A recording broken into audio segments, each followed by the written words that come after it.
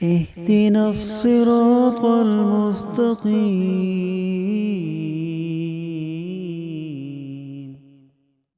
بسم اللہ الرحمن الرحیم. الحمد للہ رب العالمین والعاقبۃ للمتقین والصلاة والسلام علی سید الانبیاء والمرسلین. اما بعد.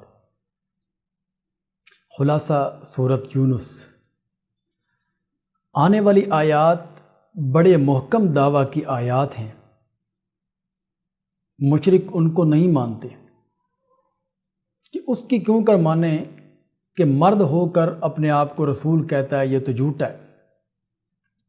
عقل سے سوچتے تو اس کو جھوٹا نہ کہتے اور اس کے دعویٰ کو مان لیتے کہ اللہ کے سوا کوئی پکار کے لائق نہیں، کیونکہ اسی اکیلے نے بغیر کسی کے کہنے کے، کسی کے امداد کے بغیر آسمان زمین بنائے، پھر تخت شاہی پر خود ہی قائم ہوا اور سب کام آپ ہی کرتا ہے.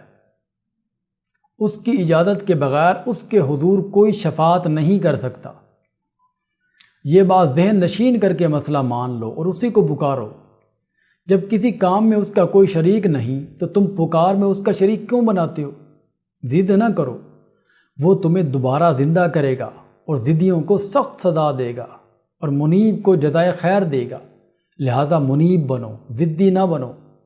ضد کیوں کرتے ہو؟ دعویٰ تو محکم اور مضبوط ہے. دیکھو، شمس کو ضیاء اور قمر کو نور بنایا تو اللہ ہی نے، پھر اسی کو پکارو. پھر نظام شمسی سب اسی کے اختیار و تصرف میں ہے. وہی نظام عالم میں مدبر و متصرف ہے. رات دن کو چھوٹا بڑا کرنے والا بھی وہ آپ ہی ہے. جب سب کچھ اللہ ہی کرتا ہے تو ادعوہ خاصہ. اور دنیا کی زندگی پر مغرور ہو کر جو لوگ ہمارا دعویٰ توحید سے غافل ہیں، ہم نے ان کے لیے آگ تیار کر رکھی ہے. اور جو اس دعویٰ کو مانتے ہیں ان کو اللہ تعالیٰ دنیا میں ایمان پر پختہ رکھے گا اور آخرت میں جنت دے گا. جنت میں جا کر کہیں گے سبحانک اللہم، یعنی واقعی اللہ کا کوئی شریک نہیں ہے.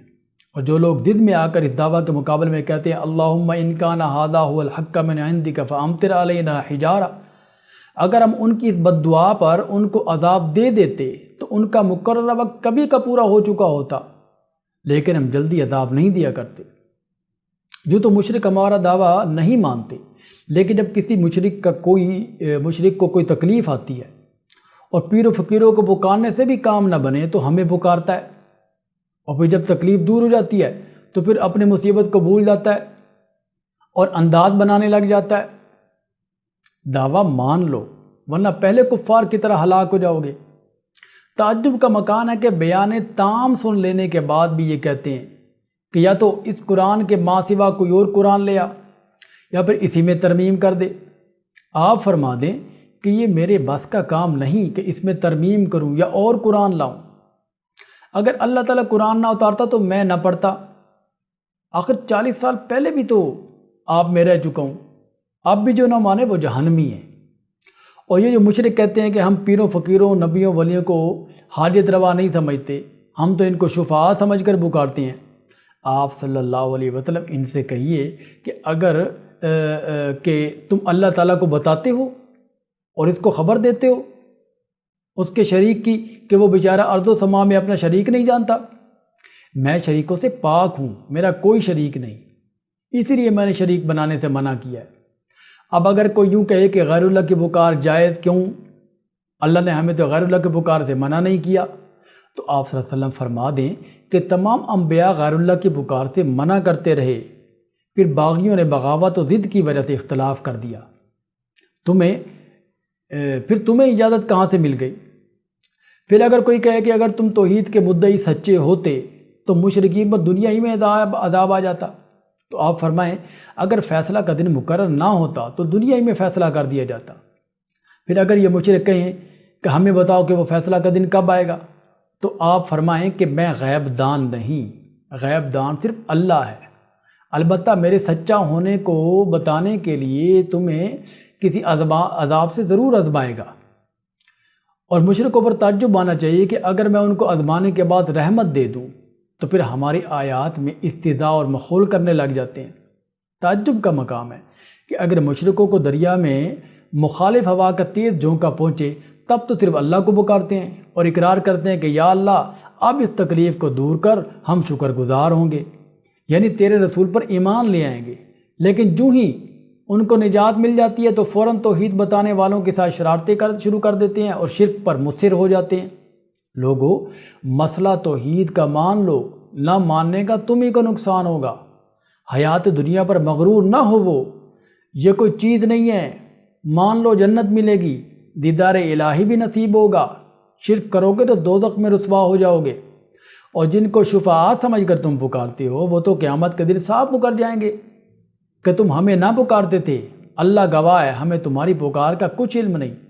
اور تم خود بھی تو مانتے ہو کہ رزق، کان، آنکھ رب ہی دیتا ہے، وہی سب کچھ کرتا ہے، اب پھر ضد کرنے کا کیا مطلب؟ ضدی تو ایمان نہیں لائیں گے۔